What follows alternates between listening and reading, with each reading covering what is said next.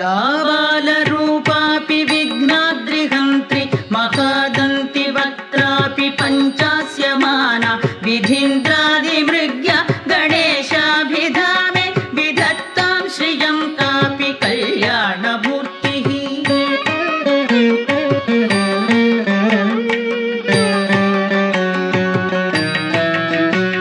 न जानामि शब्दं न जानामि चार्थं न जानामि पद्यं न